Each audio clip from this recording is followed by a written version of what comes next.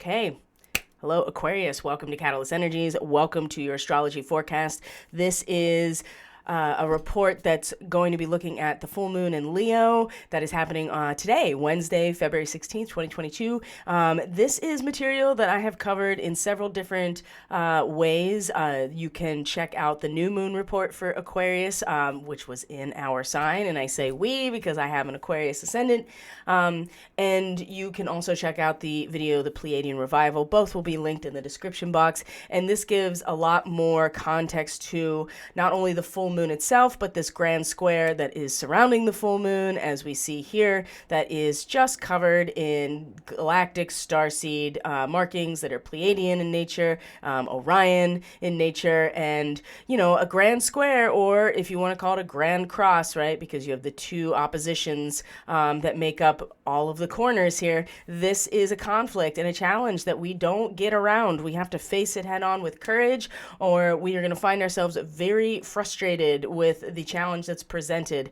And for the Aquarius person, and honestly for all the people that have fixed sign energy, Aquarius, Scorpio, Taurus, and Leo, especially if you have any, your sun, moon, or rising, or any strong Aquarius, Leo, Scorpio, or Taurus in the later degrees, because this is where the full moon is happening, is at this 27 to 28 degrees. And so anywhere from really 25 to 30 degrees of these fixed signs are really going to feel it, probably the most connected to the axis of consciousness, the first and seventh house, and then your axis of power, which is the fourth and 10th. So Aquarius in particular, this full moon is going to highlight the feels in our relationships that we are sensitive to, that we pick up on, right? And being adaptable to the shifting nature of our relationships, or our social contracts, as it were.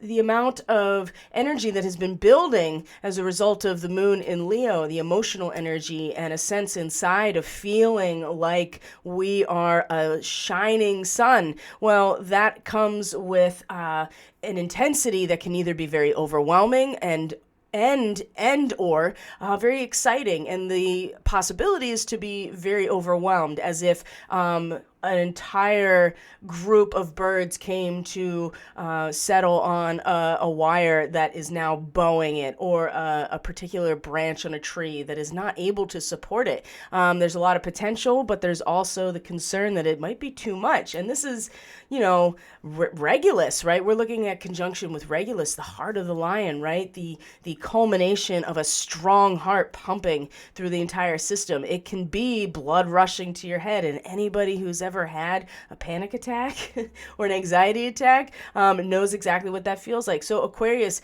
it's really with this full moon, just to remind ourselves the areas of life. This is a reflection back to us of can we handle the surge and intensity of energy emotionally in our relationships based on our ability to identify ourselves with ourselves, right? The sun in the first house is we find our spiritual sustainment through a very vibrant and bright identity. And it also allows for the storage, the circuitry to hold all of the variables that make up the collective whole of humanity. And so being a water bearer and being an Aquarius is naturally putting us in a position to hold the power of the total energy of a collective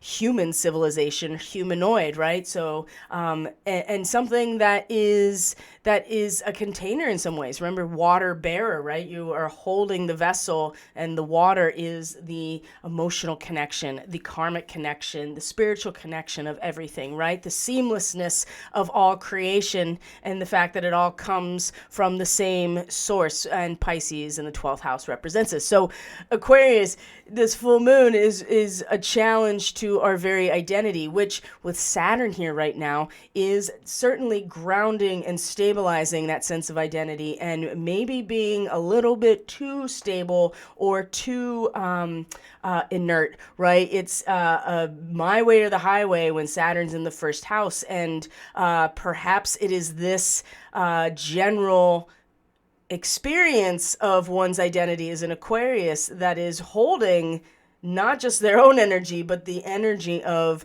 and is a symbol of the collective at a spiritualized level, an ideal level. So it could be that the stability is also very unyielding in the personality. And so when you are, in fact, being in your full self, it will, in fact, raise the temperature. It will increase the dynamism in your relationships. And it can be so overwhelming that you either allow it, spiritual rebirth, to move through you in your relationships, or you become overwhelmed. And it's very karmic, because we're talking about the axis of power when we're looking at the soul's evolution with the nodes of the moon. So really fundamental to identity and emotional stability, especially for Aquarius, because of Uranus in the fourth house and the North Node. So, and Uranus is part of this conversation that's leading from this full moon, which is a culmination through the third quarter moon in Sagittarius. Then we come into a new moon in Pisces, and the conversation and the identification at a personal level for all of us is going to move into Pisces. And that is the realm of the objective resource reality of Aquarius. And so, can your personality truly hold the potential that you, and you will feel it, right? It'll be a feeling of, and a sensitivity to the dynamics of you in your relationships that's going to be one of these corners of this very challenging and confronting situation, right? But it's really about seeing something clearly that often is hidden and embedded within our experience. And this is a great time to see what's going to work and what isn't going to work, and make sure you make some adjustments, because as the moon moves to its next phase, which is the third quarter, you don't get the full picture emotionally anymore. The sun is still shining, but you're only getting half of the emotional picture. And with a moon in Sagittarius, we tend to really tap into our inner strength and the meaning of what holds it all together. And for the Aquarius person, the 11th house is like, your wheelhouse. It is the area of the larger associations, the larger networks that we're part of. It's the community in which we realize ourselves, and that is the Aquarian energy. And so there's going to be a tendency here as we move forward in the week after the full moon, after we get this culmination, that is going to really, certainly challenge all of us. Of course, these quarter moons are a real challenge. We give all of our attention to the new moon and the full moon because they represent the full experience of either total darkness or the full moon, where we get complete illumination and reflection. It's the quarter moons where it's not fully expressed. Therefore, especially our emotions, it's half of it is hidden and half of it is expressed. That's not the full picture yet. And then we find ourselves still having to either make a decision or decide on a course of action. And that is usually some sort of crisis that comes about. And this will be no different, right? Aquarius. So we're looking at by next Wednesday, when the moon moves through all of these houses that have to do with how you feel in these relational aspects. When you get to the 11th house, the tendency is to draw personal and emotional strength from the meaning of group solidarity, of the meaning that's derived from working together as a team. Sagittarius is about action.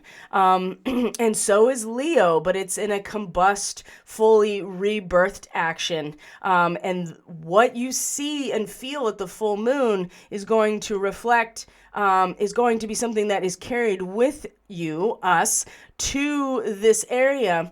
And perhaps it is the excitement and the saturation of heart and dynamism and a sense of authenticity in your relationships that is going to then translate to at least some level of group solidarity and the meaning that you're feeling from that. But the sun now is in the second house, and the sun is is in square. This is a mutable square with the sun in Pisces. Jupiter is in Pisces. Neptune is in Pisces, and this area is going to be part of the conversation because Aquarius is soon going to take the experiences of not only karmic contracts with Venus and Mars coming together, and Pluto, seriously Pluto, really destroying the realm of endings and destroying all of the previous karmic ties, the previous connections at a multidimensional level, and just clearing the field and allowing something new to grow and to be planted. And that's a big part of Venus and Mars in their conjunction at the full moon and in their sextile to Neptune in your second house. Because as these aspects are being cleared away, there are old contracts being resolved, new potential being fertilized essentially in the realm of the spirit, which by the way is the Pisces house, this is even more so like clearing away a lot of the old residual karmic aspects that have been the case for years now with Pluto and Capricorn, but something new is being activated. And through the process of that attraction between Venus and Mars coming together, there's a power release. And that release is a release from repression, a casting off the chains of some sort of really binding and limiting experience. And I think really this is just giving the impetus now, the motivation to create something new in a space that has just been subject to some very deep transformation. And it's so hard, I think, to really even see fully with Pluto in the 12th house what is happening. But Venus and Mars are very accessible, right? They have to do with the seed and the soil. These are concepts that are accessible to our consciousness, and something new is going to be brought forward. And the first stage of this is these two coming together and blasting this limitation out of the way. So when the third quarter moon is in the 11th house, and we're really kind of like feeling into and we're drawing in this like strength and inner security in the process of working together as a team, as a society, right? This is something I think the Aquarian person is really going to dig and feel into, but it's not the full picture here. And it's the angle with the sun, the conflict, where the sun is in now the area of resources, right? Jupiter is here. And these two are going to each sextile Neptune, which has been making resources slip through our fingers as if they were sand, right? This is no boundary to anything that is really meant to have some objective reality in our world, meaning that everything has been rendered a resource at the fundamental quantum level for the Aquarius person. And it hasn't been until very recently when Jupiter came into this realm, and now with the sun, where we can at least identify ourselves at this time with this particular asset. And this asset is the quantum realm. It is the field of consciousness. It is the woo. That is our asset. That is of value to us inherently as the Aquarius person. And so what's getting let go of in the 12th house, which is traditionally the Pisces house, and also the recompense, this balancing accounts, what we've given up is going to be returned to us in a different way, each in turn, Mars and Venus. And we're going to turn around and invest that right into our resources and the world around us. Like, there is going to be some serious spiritual and like astral capital that gets released at this time, while there is a sense of, no, our strength is really going to come from our connection with each other. And that is partially true, but you're finding your real sustainment now with the sun in the second house, in the resource itself. itself, which is the quantum realm, okay? Because society, here's the thing, is the South Node is in the 10th house, right? The career house. The mission is, it's very, oh, sorry, I didn't know if that was in a weird place for you guys this whole time. I hope not. There's a lot going on down here in the realm of who you are, Aquarius, your individual consciousness. But there is this one element specifically over here in Capricorn that has been so active that it's just clearing out and setting the tone for new growth spiritually and in a new karmic set of contracts, right? Like, coming forward, which is really important considering how Pluto is about to come into Aquarius. Talk about power of transformation at a fundamentally subjective level. So, speaking of which, the other player in this, multiple players, but Mercury is now in your first house. And so the mental energy, number one, in Aquarius is very scientific, very focused, and really accessing zip files of information. And so, and applying it to the why of you, of the Aquarius persona, and applying it to understanding those patterns and to and you as a person, and the persona that you present to the world as an Aquarius person is also going to become even more thoughtful, expressive, communicative, right? Way more like empirical and logical and rational, and really, really addressing the data about who you are. And this is going to lead to, I think, on some level here with this sextile to Chiron, we're still looking at the 23rd, the third quarter moon, right? Squaring the sun. It's the realm of the mind and all the mercurial realm, right? Of mind and learning and language and expression and symbols and practice and technique and short-term travel, like your daily communications and how you communicate. This has been the biggest sticking point for Aquarius, right? The potency of who you can be, Aquarius, is really expressed in the realm of the mind and presenting any kind of thing about Aquarius, right? Futuristic, plugged into the quantum realm, able to visualize something more than what exists now, to be able to capitalize off the human potential. When this is the biggest sticking point, there are wounds and traumas that come back into the picture when Aquarian people are expressing themselves. So it's going to be having this much more reasoned and rational approach to who you are, your persona, and the persona you present to the world that can easily, I'd say, help invest in moving past this identity, to acknowledge I would say to acknowledge what allows for your mind to find some sort of centralization. Like, there's nothing wrong with having a steady ego. It is what allows us to have courage when we have to fight, or to, step into our integrity or our virtue when we know it's not safe. So Aquarian people, it's going to be years of this. So it's not like it's going to get figured out right away, but this mental aspect of Mercury here in the first house is allowing some inspiration that can come right into the self, that is able to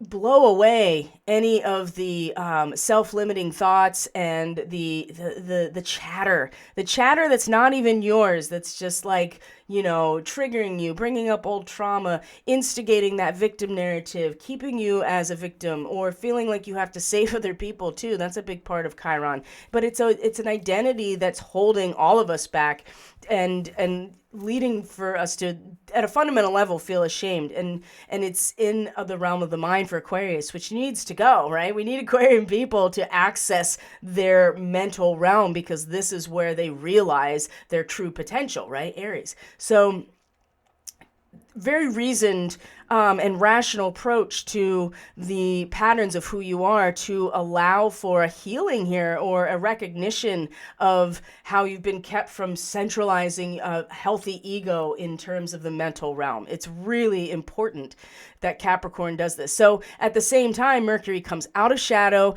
in new territory. So, I mean, these are going to be themes that haven't really been mentally traversed yet in a while, at least in a year since the last time Mercury was here. So this is going to square Uranus at the same time, right? And this is something that will likely rock the boat even more than Uranus is rocking the boat right now in the fourth house, right? It is a consistent rocking of the boat or shifting of the landscape so that the waters are never still, right? It's always, where do I belong, right? Where am I grounded? Where am I rooted? What perspectives do I find comfort and security emotionally in? Well, they're changing all the time. It's constantly glitching, and it forces the Aquarian person to seek that stability in something more fixed than what Uranus can, have an impact on. The thing is,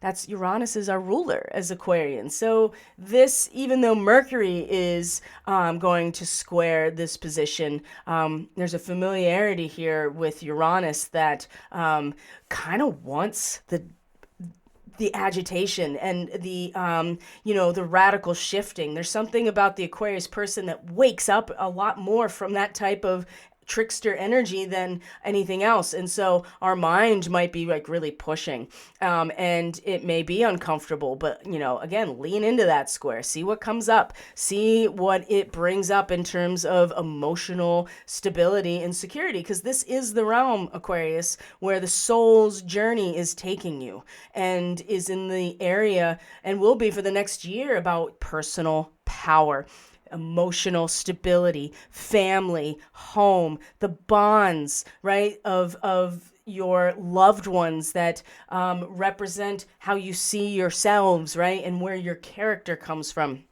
So maybe you'll find that, having a reasoned and very rational approach to who you are does actually rock the boat even more. But there's something there that the Aquarian person, I think, kind of likes. It's just like, yeah, go ahead, rock the boat. Like, give me another frame of reference in all of these options of where to root myself, because it's infinite. And the Aquarian person, I think, kind of knows that deep down. And that's going to be an important perspective to hold when you're talking about Pisces as the realm of your value and your assets, which is everything, and which is unconditional love, which is forgiveness and compassion. So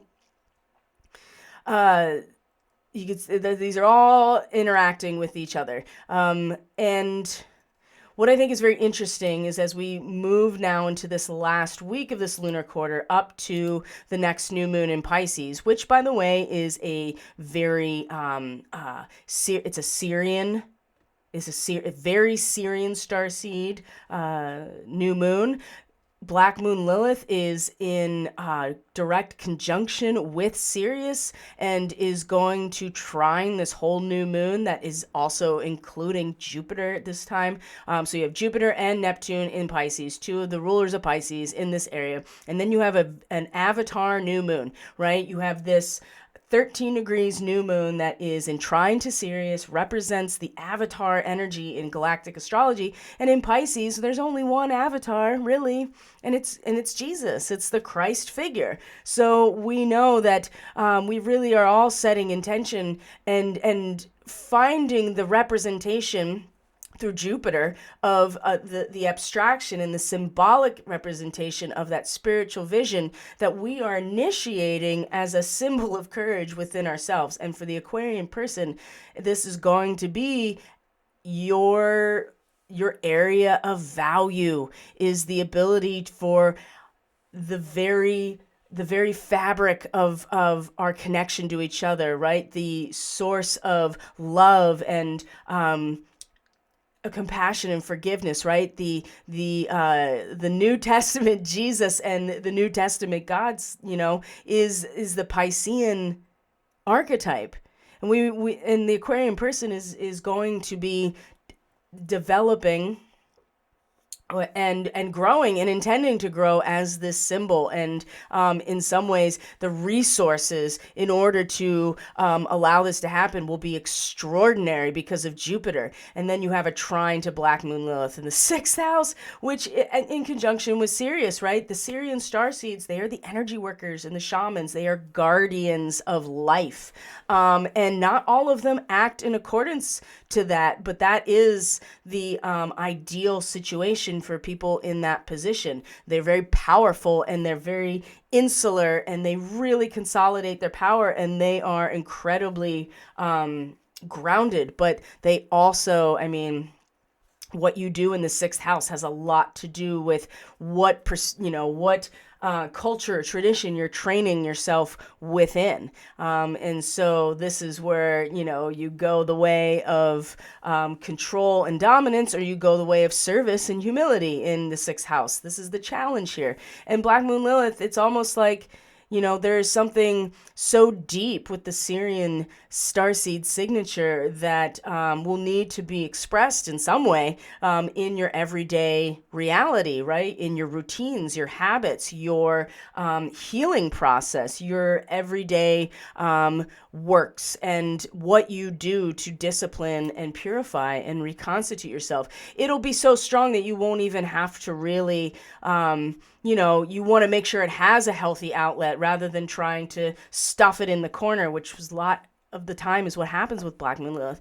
It's in trine to this new moon. So you may find, Aquarius, that the symbol of courage is might erupt initially in your daily life as some sort of challenge or some sort of hidden attachment or enemy, but there's something fundamentally balanced and secure over to this Piscean new moon that is allowing for that to be the symbol, right? The symbol of courage, the symbol that is manifested in reality that allows other people to see, and whatever that is, and your ability to manage it. And Jupiter is the ability to manage. Not only is expanding resources in this realm, but is also managing it, right? Giving you the tools to manage it. And then Neptune here being like, everything is an asset. Everything in this world is an asset, or an objective. The objective reality is spirit. It's spirit. And when that's the case, then everything is possible.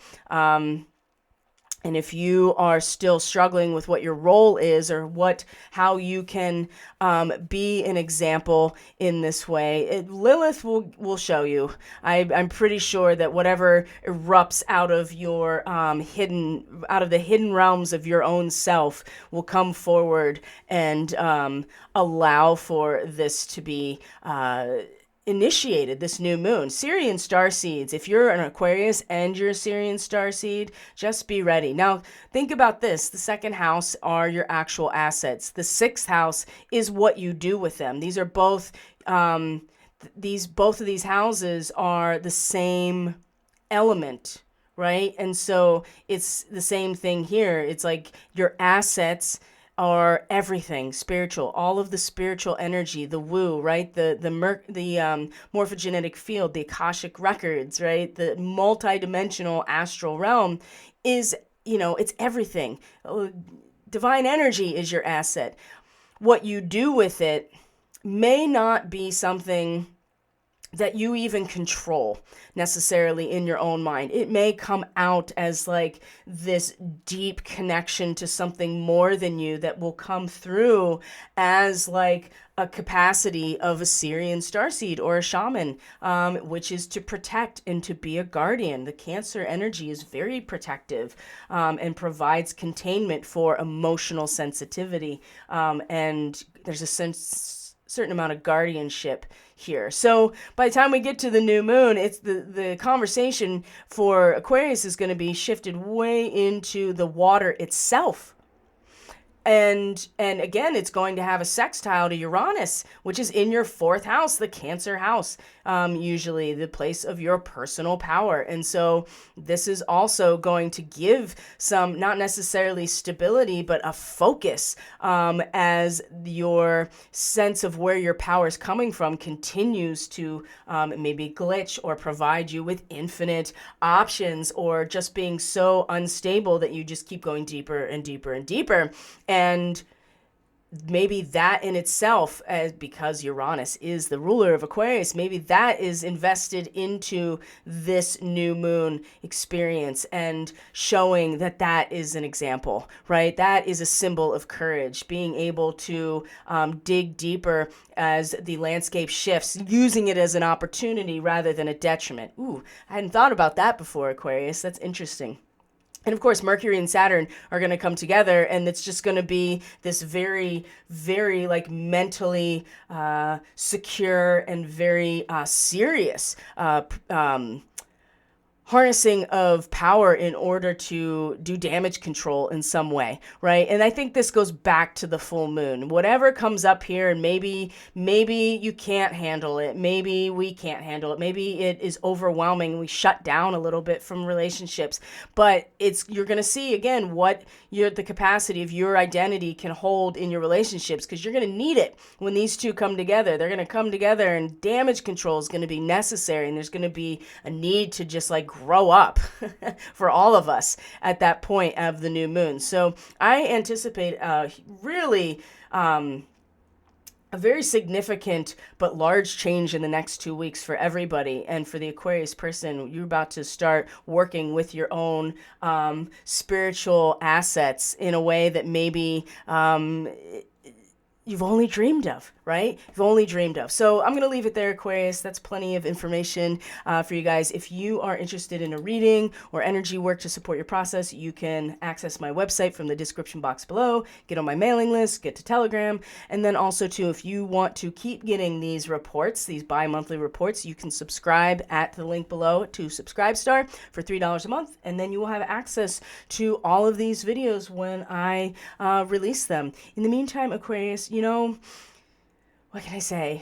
You are, and we are, about, there's a lot of karmic ties that are being finally dissolved and making space for new, transcendental stories that are going to be necessary as we go through a massive change in identity once Pluto starts to come into Aquarius. So in the meantime, learning how to use our assets, which is the water, is going to be essential. And I think that the spring is really going to be, especially March, is going to be a big part of that. But as everything starts moving into the second house in Pisces, that's where the focus will be, is on the water that we bear as the water bearers. So Aquarius, until next time, stay good, and I will see you on the next video.